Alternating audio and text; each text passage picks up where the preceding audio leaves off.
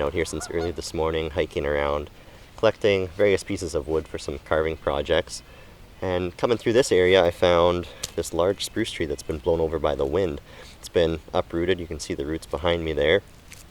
And fairly large tree. Up at the crown, it actually still has green boughs. Needles are still firmly attached to the branches, which leads me to believe that this tree has enough moisture in it still that I can utilize the bark to create some bark baskets. The advantage to this is that I don't have to take bark off of a living tree that is standing and healthy. First thing I need to do is take a sample from this bark to make sure that it has enough moisture and it's going to be pliable enough for this project.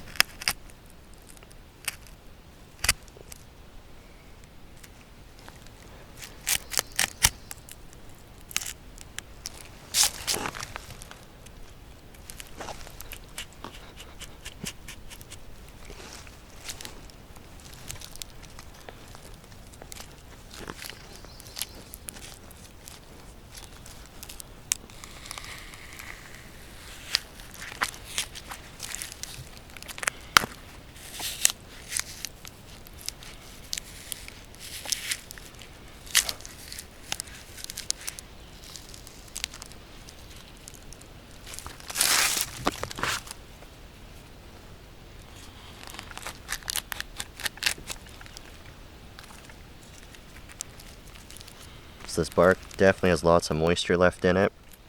This project will work with different types of trees as well. I've had pretty good luck with birch bark and with willow bark as well. The main thing is you want it to be a very flexible bark that's not going to break. The grain was running this way, so you want to make sure you can fold it cross grain like this.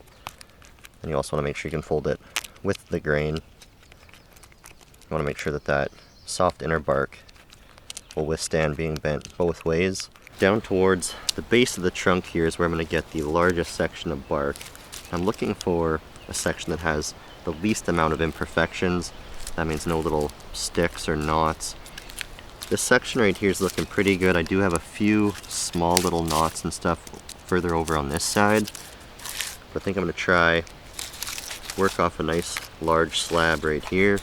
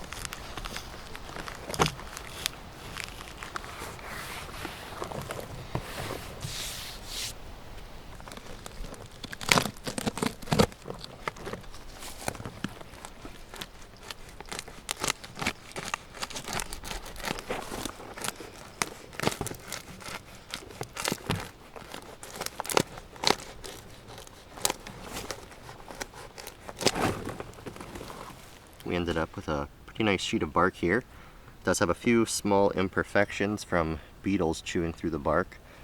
I don't think it should affect the end result though. I'm gonna have to square up the edges a bit. First though, I need to get my template figured out what size I want this to be, where I need to make my cuts, then I can get ahead to trimming.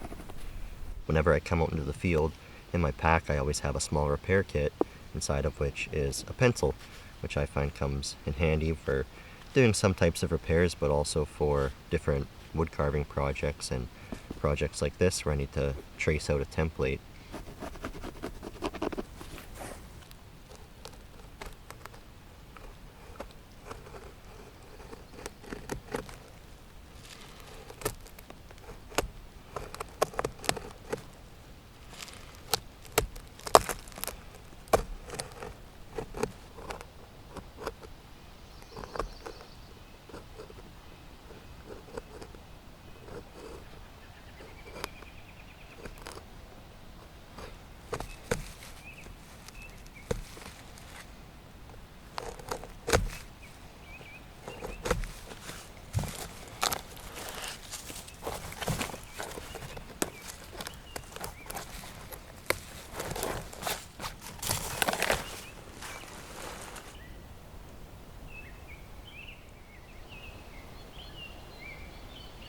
So pretty simple template to cut out.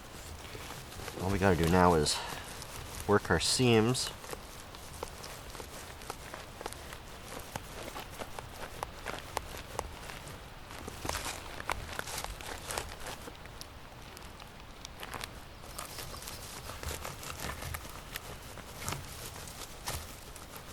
So these are going to be the sides of our basket. They're going to fold up. And these flaps on the bottom are going to fold up. It's going to give us a nice basket container shape. Something like that. Next step is to use my knife and punch holes in it so that I can stitch it all together.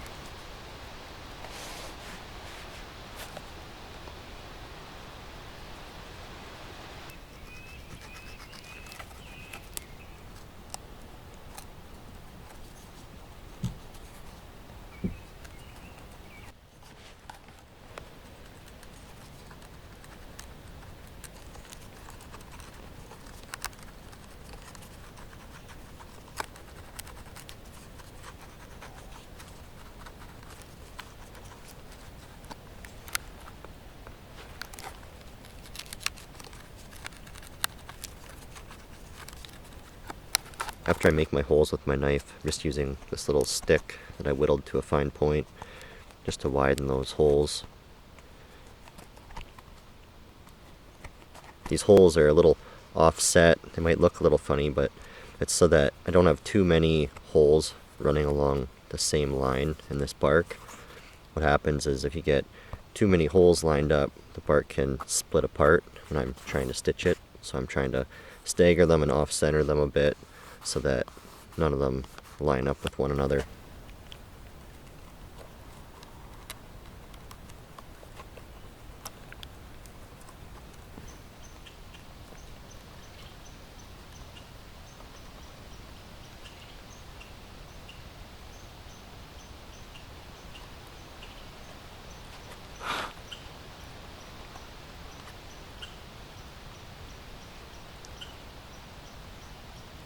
So I've got one side completely done. All the holes are in it that I need. The second side, I've just got one little section left. What I've been doing is putting my holes on the top layer, and then I transfer them to the layer underneath to keep everything lined up. Just been using these wood pins to stick in a few of the holes. And then to transfer these top holes onto the layer that's underneath, I just use my pencil. I just pencil in a little mark.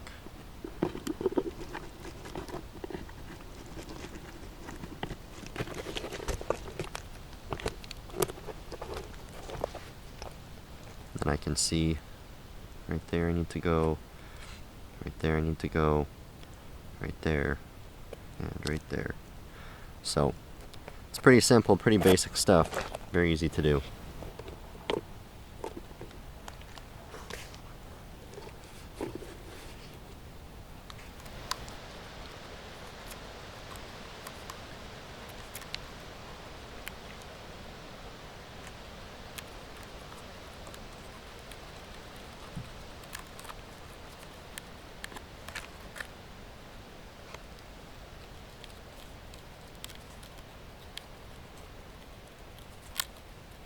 So this is how we're looking before we actually stitch all these holes up.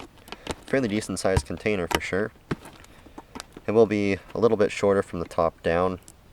I'm going to trim it up so that it's all nice and even, then put a little reinforcement around the top as well. But for right now, it's looking not too bad. All the holes line up, which is good. Nice large container. To lash this little basket together, I could use something like jute twine or some type of cotton rope or string, but I can utilize another part of the spruce tree quite easily actually to make a very strong cord that I can then lash this all together with, and that is the roots.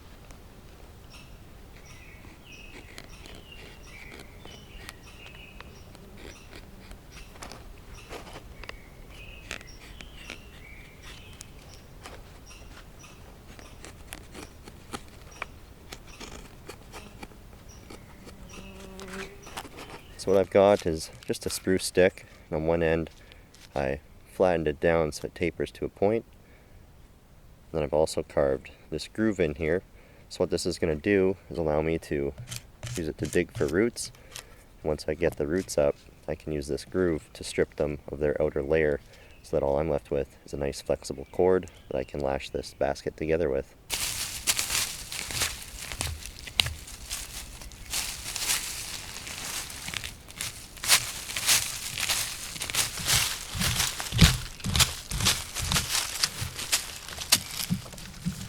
So this right here is what we're after.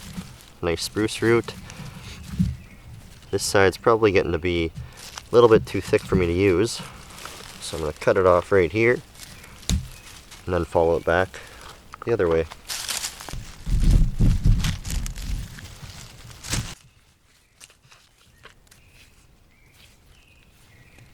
So that's about 5 feet of cord right there. Go ahead and cut it off. Probably need about 5 or 6 more of these.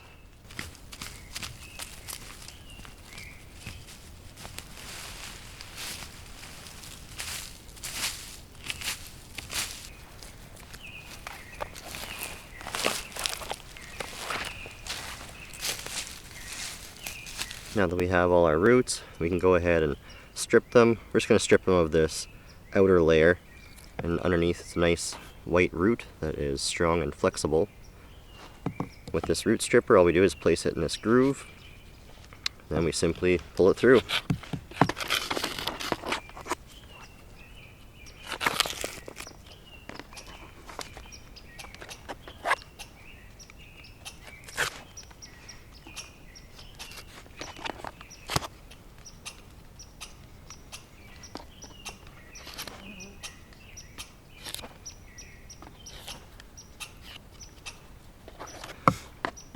That's what we end up with. Nice clean root, strong, flexible. It's going to work perfect for lashing our basket together.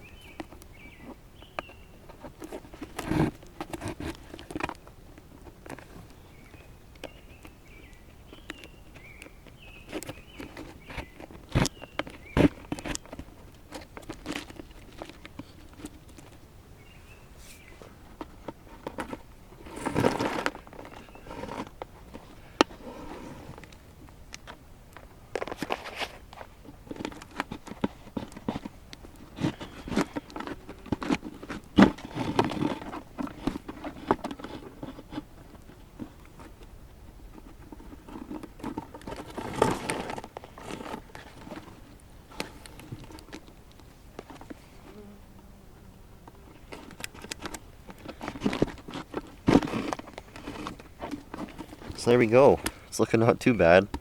Hopefully now all of the random holes that I had poked in here are making sense now.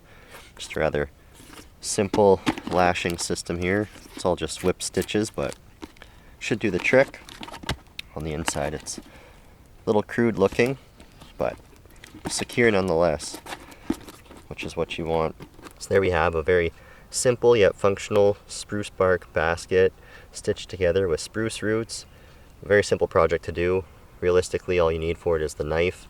You can get by without the pencil, but that does make it a lot easier. I was planning on digging up a larger spruce root and lashing it around the rim of the basket to give it more stability, but I just don't have time today, so we'll have to save that for another day. But right now, as is, it's fully functioning, looks good, and it was super easy to make. I think the next spruce bark project I'll look for an even larger tree that I can get a larger sheet of bark off of and try to make a pack basket out of it with shoulder straps and everything. And that one I'll have to incorporate a little bit of a frame to give it more rigidity, but all in all it should be a fun project. If you made it this far, I really appreciate you watching. I'll be back as soon as I can with another video, and I hope to see you there. Until then, God bless and happy trails.